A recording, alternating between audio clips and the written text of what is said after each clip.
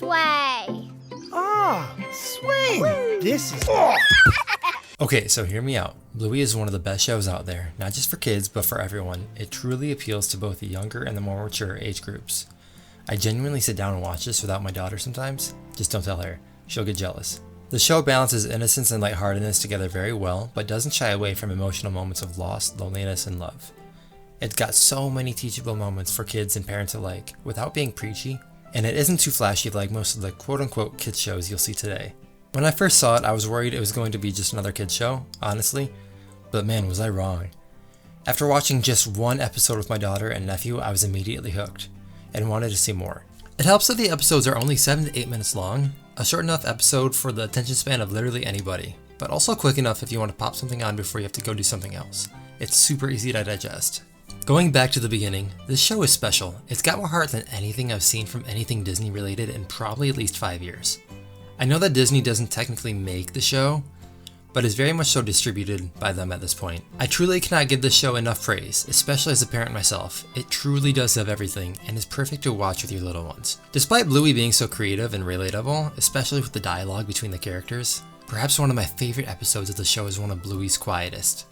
The episode in question, of course, is called Sleepytime, and I genuinely believe it's one of the best episodes of television there is. Now, if you're new here, this is actually my first video essay, ever. I hope it works well. I hope all of you like it. I'm straying off the beaten path with my YouTube channel, and I really hope it works out. Like and subscribe if you enjoy, but really, comment what you think. That will definitely be the most useful tool for me to see how everyone feels about this type of video. Anyways, let's get started. If you haven't seen the show, click off of this video and go watch it. Like I said, the episodes are short and easy to watch, 2 or 3 or like 12 of them at a time. If you have seen the show, which I'm assuming you probably have if you clicked on this video, then let me know what your favorite episode down below. For those who haven't seen it, here's a quick character list. Bluey, this one is easy. They make it really easy.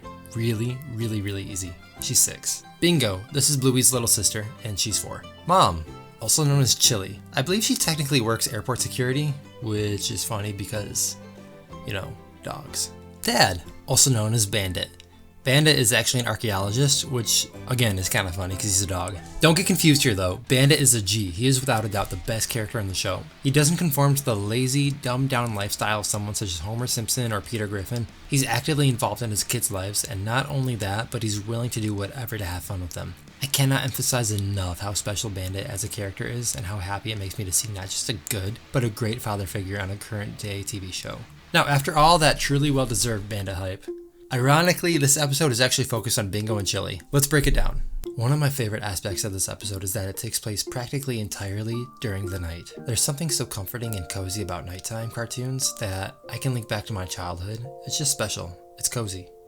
Now, the episode starts off with Chili reading Bingo a story, and the first words on screen are, And then the baby chick hatched out of her egg. Ooh. And the first thing she saw was her mummy chicken.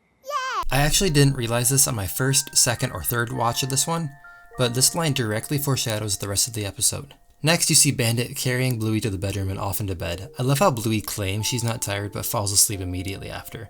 It's rare, but those moments do happen as a parent, and they're great. Bluey being with her dad is also foreshadowing the rest of the episode as well. After Bandit leaves, Bingo begs Chili to read her one more book. It's a space book, which is obviously a theme throughout the episode.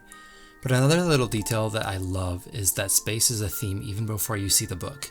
Bluey and Bingo have glow-in-the-dark stars and planets up on their walls, which just adds more to the whole idea of the episode. Chili reads the story to Bingo, and after Bingo asks where her stuffed animal, Floppy, is, Chili picks her up from the ground and gives her to Bingo. Bingo tells her mom that she wants to do Will Bingo sleep tonight? and wake up in her own bed, to which Chili encourages her. Chili then says, But remember, I'm always here if you need me. Okay. and in the background you can hear a faint hint of the orchestra to come throughout the rest of the episode. Bingo falls asleep, and it transitions the rest of the episode between the dream world, which is in space, and the real world. The parallels between both those dreaming and those awake in this episode are everything, as said Bluey was before. Energetic, innocent, magical, humorous, but also lonely yet endearing.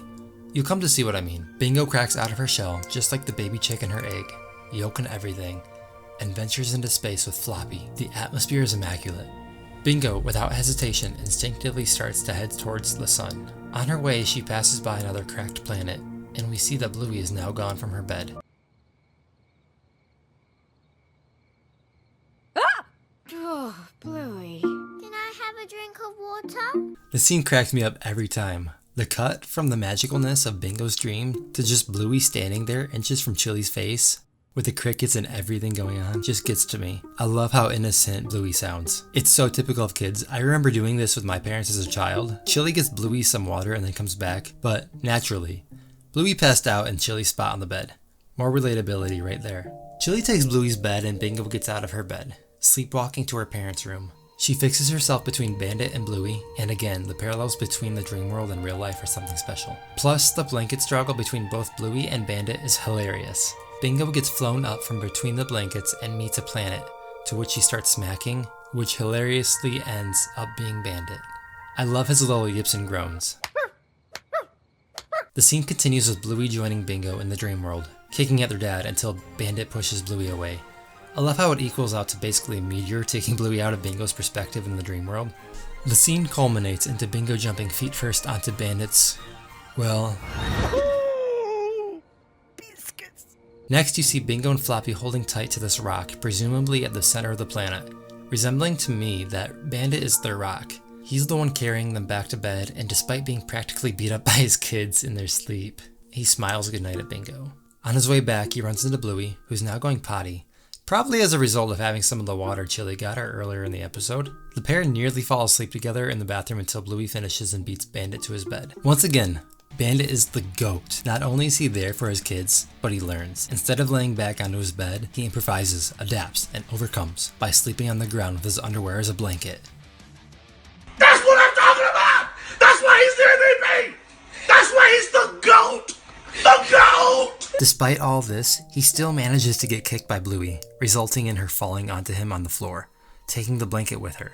Bingo immediately gets cold and starts shivering, and you can see the dream world freezing as a result of this as well. Fortunately, it doesn't last long, as Bingo sees the warm sun off in the distance. She hops off the bed onto Bandit, of course, and starts sleepwalking out of the room. She sees a Saturn-like planet, full of Floppy's rabbit kind, forming a ring around the planet. Floppy wants to join them, and immediately Bingo gets down, but realizes it's best for Floppy to be with her kind. I take this as a metaphor for growing up. Bingo realizes she has to let go of little things she cares about, such as Floppy, so Floppy can be with her family. It's like when you grow up and stop playing with all your stuffed animals as much, and they collectively all join together in one bin to eventually maybe get donated or held on to the next generation. The biggest takeaway here is that Floppy's goodbye is ultimately Bingo's choice. She allowed Floppy to go, fully knowing Bingo would be alone after this. It adds a maturity to her character. Also, I love the slow piano in this scene. It provides such a mood of melancholy. She hugs Floppy goodbye, hopeful for her. Afterwards, Bingo starts crying. She's what she perceives to be fully alone. The scene cuts to Bingo in the real world, waving goodbye to Floppy but silently crying in her sleep.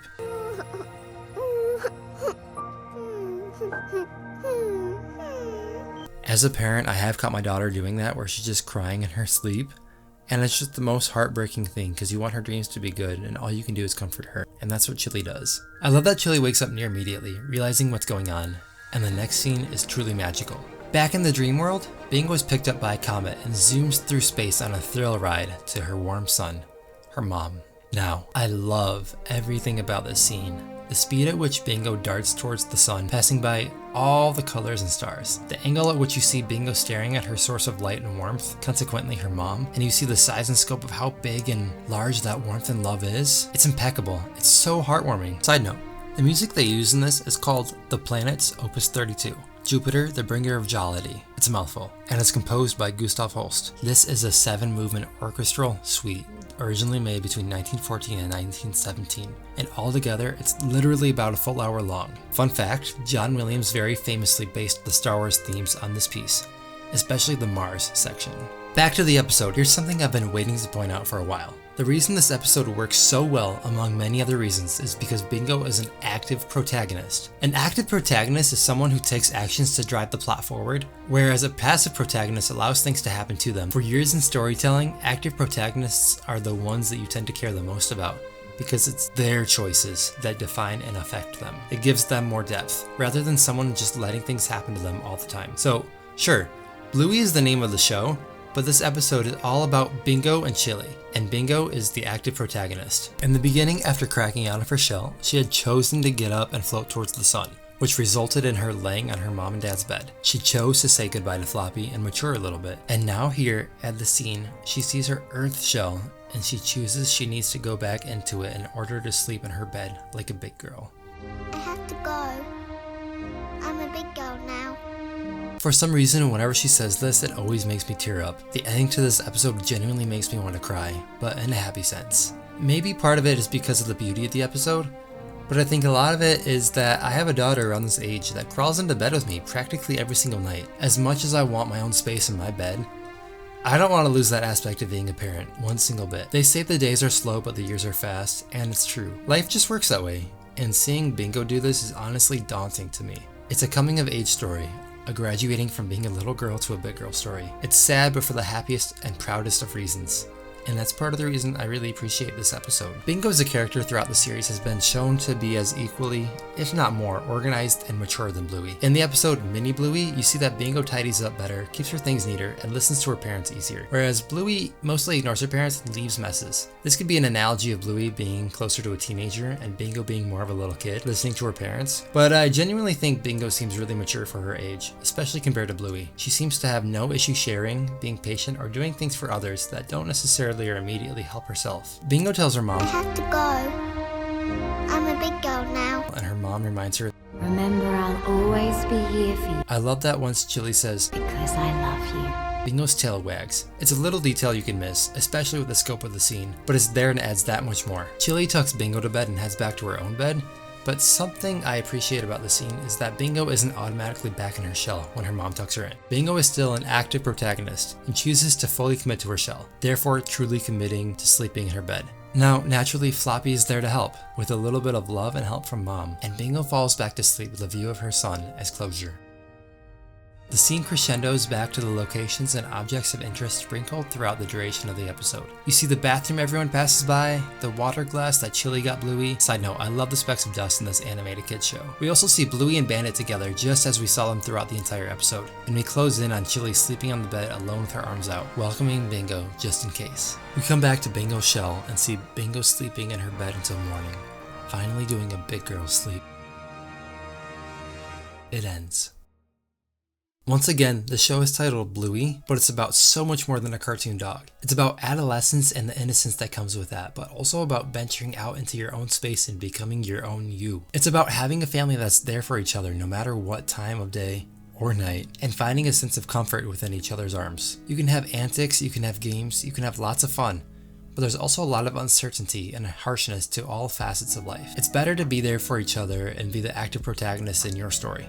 Make your own decisions that define you. Bluey is about all that and some more. The dedication behind the show is surreal, and I'm positive the show can tackle just about anything in its 7-minute runtime. Despite making me tear up practically every time I watch it, this is my favorite episode of Bluey, and this is why I consider it to be one of the best episodes of television ever. So I know this is definitely a change of pace for my channel, seeing as I genuinely never really script anything, but this script alone took me a few hours to do. Not to mention recording all the audio, gathering clips, editing the video, and much more. Hopefully you guys like it. This video took me a lot of work, but genuinely it was a lot of fun to make. Let me know if you want to see more types of videos like this. If you've seen Bluey before, let me know what your favorite episode is. If you haven't, well, hopefully this will introduce you to the show and you might give it a go now. Anyways, thanks for watching. I'm Alex and I'll see you again soon.